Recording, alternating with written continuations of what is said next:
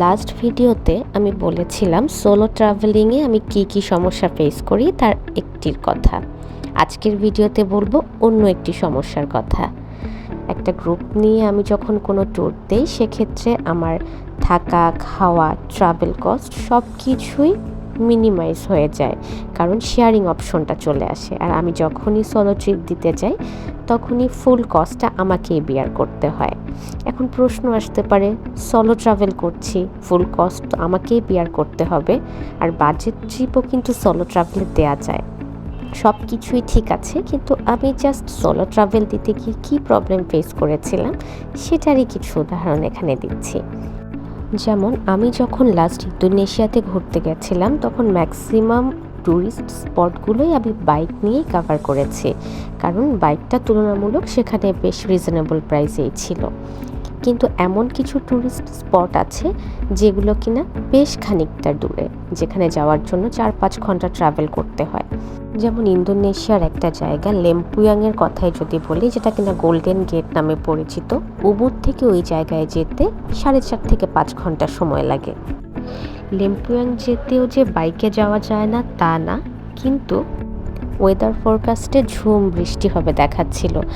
এখন এই ভারী বর্ষণের মধ্যে 4-5 ঘন্টা বাইক নিয়ে রাইড করা, তার মধ্যে হিলি জায়গা, এটা একটু রিস্কি ছিল।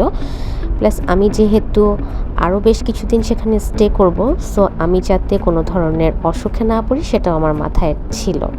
তো সেই দিক চিন্তা করে আমার তখন অপশন চলে এসেছিল কোনো একটা 4 সিটার ভাড়া করা।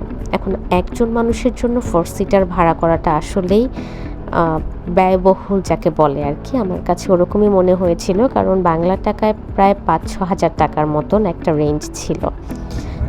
বাইকে গেলে যেটা কিনা আমি 1000-1200 টাকার মধ্যেই শেষ করতে পারতাম। আবার লেম্পুয়াংয়ে যাওয়ার জন্য মিডনাইটে রওনা করতে হয়, কারণ ভোর 5টা থেকে 5:30টার মধ্যে যদি আপনি ওখানে না পৌঁছাতে পারেন তাহলে আপনার সিরিয়াল এত পিছনে চলে যাবে যে আপনাকে সারাদিন অপেক্ষা করতে হবে স্পটে কাঙ্ক্ষিত ছবিটি তোলার জন্য।